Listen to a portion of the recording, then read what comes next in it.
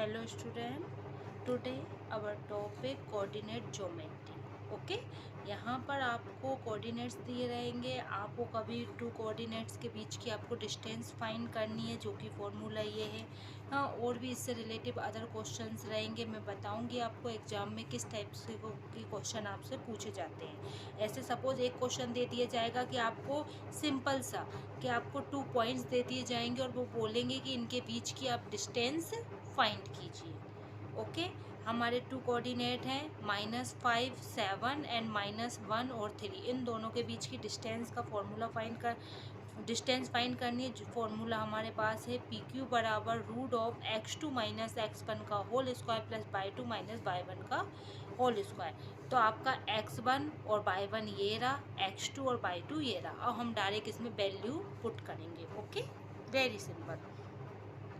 PQ equals to √x2 की value -1, sign का specially याद ध्यान रखना है सभी को, and -5।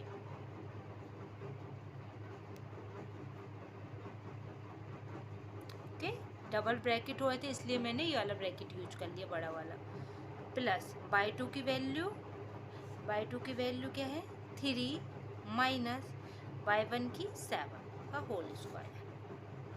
PQ equals to -1 minus minus plus 5 इस होल स्क्वायर प्लस -4 का होल स्क्वायर।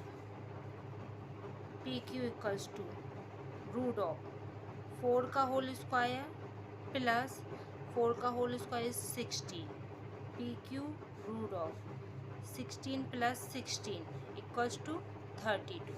आपको 32 के अगर फैक्टर्स नहीं आते हैं तो आप ऐसे यहाँ पर रफ में भी आप वहाँ पर कर सकते हैं। 2 1 जा 2, मैं ये भी आपको फैक्टर कराना सिखा रही हूँ। 2 1 जा 2 बचेगा 1, 12 हो गया। 2 6 जा 12, ये फिर से इवन नंबर है तो 2 से ही जाएगा। अगेन इवन नंबर, हमेशा इसमें हम प्राइम नंबर्स लेते हैं। ओके, इस बात को हमेशा याद रखना। तो देखिए 5 टाइम 2 है तो PQ इक्वल्स टू 2 की स्क्वायर, 2 का स्क्वायर मल्टीप्लाई 2। ओके, मैंने ऐसे फैक्टर्स लिख दिए इसके। तो स्क्वायर वाले हैं तो उनमें से तो एक 2, ये पेयर में से एक 2 आ गए, इस वाले पेयर में से भी एक 2 आ गए, यहाँ पर √2 बचेगा। तो आपकी PQ की वैल्यू क्या आ गई 4√2 यूनिट। यूनिट क्यों शो करेंगे हम, क्योंकि हमारे लिए कुछ भी सेंटीमीटर वगैरह नहीं दिया गया।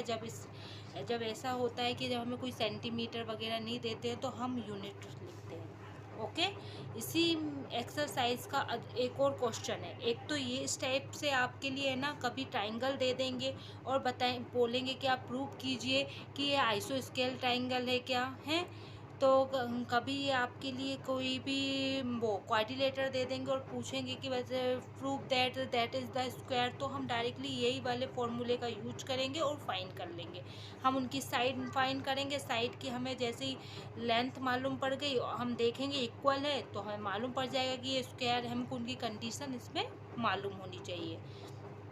चलिए, इसी से रिलेटिव एक और है, इसकी नेक्स्ट एक्सरसाइज का क्वेश्चन है सेक्शन फॉर्मूला।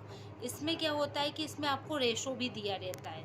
ओके, और इसमें आपको कोऑर्डिनेट फाइंड करने पड़ते हैं। रेशो दिया रहता है, जैसे यहाँ पर 2 पॉइंट दिए हैं और इस दोनों पॉइंट पर एक कोई पॉइंट है जो इसको 2:3 में डिवाइड कर रहा है।